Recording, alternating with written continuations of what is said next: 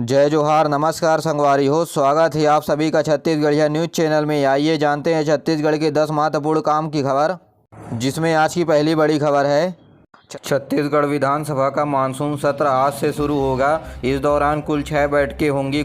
27 जुलाई तक यह बैठक चलेगा। मानसून सत्र में वित्तीय कार्य के साथ अन्य शासकीय कार्य भी संपादित किए जाएंगे। मिली जानकारी के अनुसार 6 दिनों तक चलने वाले सत्र में 884 सवाल लगाए गए हैं। राज्य सरकार की ओर से अनुपूरक बजट पेश करने के साथ ही 5 विधेयक पास करने की संभावना है। वहीं विपक्ष के द्वारा खाद बीज और कानून की समस्याओं को लेकर और मंत्री टी.एस. सिंहदेव द्वारा पंचायत एवं ग्रामीण विकास विभाग से इस्तीफा देने के बाद विपक्ष के द्वारा अब सरकार को घेरने की संभावना है।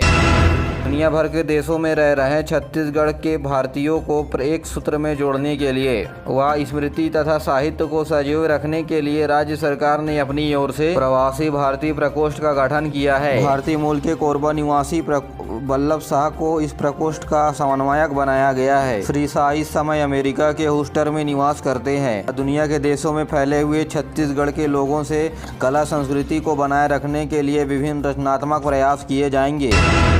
इंदिरा गांधी कृषि विश्वविद्यालय को बागवानी, फसलों और मसाला उत्पादन के लिए केंद्र सरकार के द्वारा सम्मानित किया गया है। यह सम्मान तमिलनाडु के पेरियाकुलम में आयोजित वार्षिक समारोह में प्रदान किया गया। जी हां, जशपुर जिले के किसानों के द्वारा करीब 150 एकड़ में लेमन ग्रास समेत अन्य मसालों की पैदावार इंदिरा गांधी कृषि विश्वविद्यालय रायपुर के देख रेख में की जा रही है। वहीं मसाला फसलों के अंतर्गत बेमेतरा, रायगढ़ और बिलासपुर जिलों में हल्दी, अदरक और धनिया की बड़े पैमाने पर खेती की जा रही है।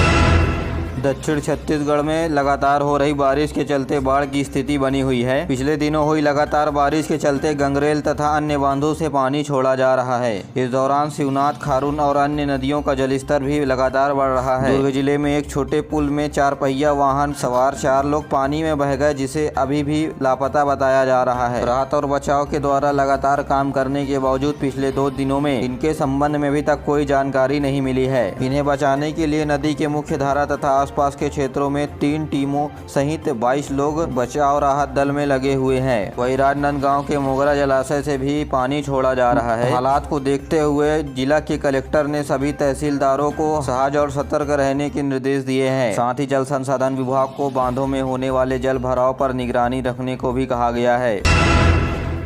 राज्य शासन के द्वारा संघ लोक सेवा आयोग में इस साल उत्तीर्ण होने वाले ST और SC के छात्रों को 1 लाख रुपए की सहायता राशि दी जाएगी। इसके लिए आवेदन मंगाए गए हैं। पात्र अभ्यर्थियों से आगामी 26 जुलाई तक आवेदन लिए जाएंगे। विशेष पिछड़ी जनजाति के युवाओं को पात्रता के अनुसार तृतीय और चतुर्थ श्रेणी के पदों पर नियुक्ति देने की प्रक्रिया शुरू हो गई है। इस संबंध में पहाड़ी, कोरबा और बिरहोर के शिक्षित युवाओं से 25 जुलाई तक आवेदन आमंत्रित किए गए हैं।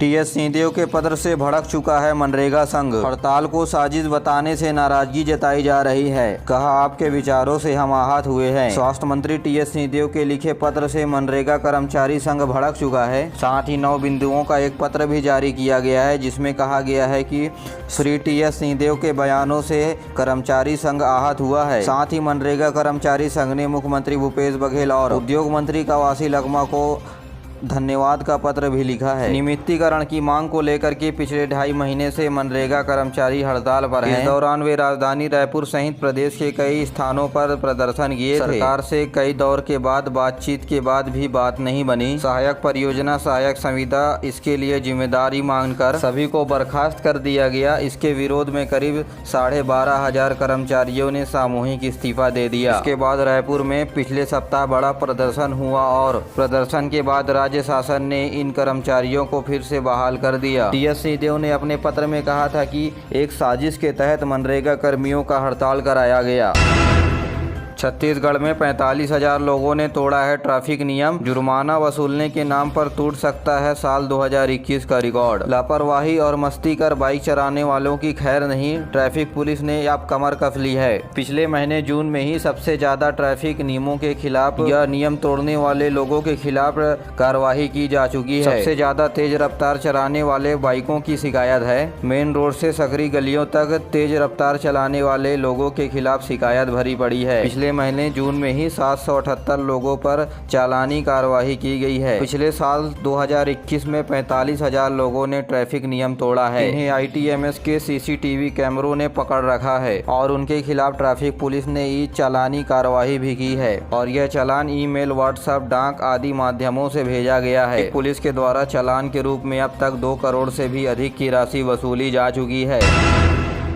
छत्तीसगढ़ का बस्तर केंद्र बनेगा लीची उत्पादन केंद्र। दरअसल नक्सलियों का गढ़ माने जाने वाले छत्तीसगढ़ के अबूझमाड़ की पहाड़ियों में अब लीची की पौधे लगाकर लीची की खेती की जाएगी। अधिकारियों ने बताया है कि अनुकूल भूजल की दशाओं को देखते हुए, स्थानीय आदिवासियों के विकास को देखते हुए एक लीची उत्पादन केंद्र का अभियान चलाया जा रहा है। अबूझमाड़ क्षेत्र 4000 वर्ग किलोमीटर में फैला हुआ है। इसका बड़ा हिस्सा नारायणपुर जिले से लगता है। यह स्थान राजधानी रायपुर से लगभग 350 किलोमीटर दूर है। आदिवासियों की इनकम को बढ़ाने के लिए 200 एकड़ पर लीची उत्पादन केंद्र बनाने की योजना तैयार की गई है।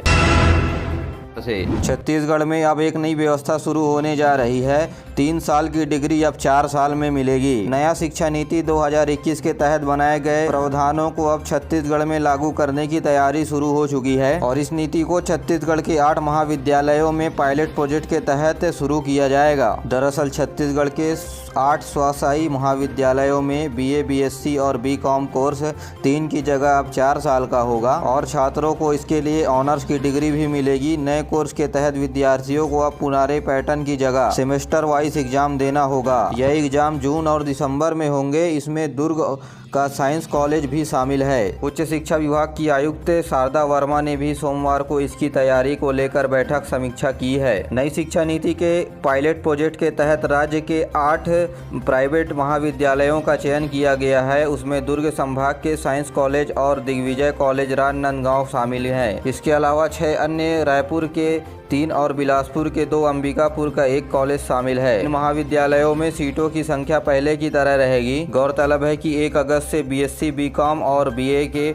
ऑनरशिप के लिए 4 साल का कोर्स शुरू होने जा रहा है। बताया जा रहा है कि नया पाठ्यक्रम के अनुसार हर वर्ष नया कोर्स तैयार किया गया है। इनमें छात्रों को जेनरिक विषय के तहत स्पोर्ट, NCC समेत योग के अन्य से 1 डिग्रियों का चयन करना होगा। देश के 16वें राष्ट्रपति के लिए मतदान हुआ। राजभवन और संसद में सुबह 10 बजे से मतदान की प्रक्रिया शुरू हुई। राष्ट्रपति रामनाथ कोविंद का कार्यकाल इसी महीने 24 जुलाई को समाप्त हो रहा है। छत्तीसगढ़ विधानसभा परिसर में भी सभी विधायकों ने अपने अपने वोट डाले। मतदान के लिए विधानसभा के ही कक्ष में मतदान केंद्र बनाया गया था। मतदान 100% हुआ। सबसे पहला वोट कुरुद विधायक अजय चंद्राकर ने डाला। वहीं मुख्यमंत्री भूपेश बघेल और विधानसभा अध्यक्ष डॉक्टर चरणदास महंत ने भी अपने मताधिकार का प्रयोग किया। मतदान के बाद मतपेटी को दिल्ली के लिए रवाना कर दिया गया है। गौरतलब है कि NDA ने द्रौपदी मुर्मू को अपना उम्मीदवार बनाया तो वहीं UPA ने यशवंत सिन्हा को अपना उम्मीदवार बनाया है। साथियों, आज के लिए बस इतना ही। वीडियो पसंद आए तो वीडियो को लाइक करें, चैनल को सब्सक्राइब करें और अपने दोस्तों के साथ जरूर शेयर करिए। दीजिए मुझे इजाज़त, मिलते अगले वीडियो में। तब तक के लिए जय हिंद, जय छत्तीसगढ़।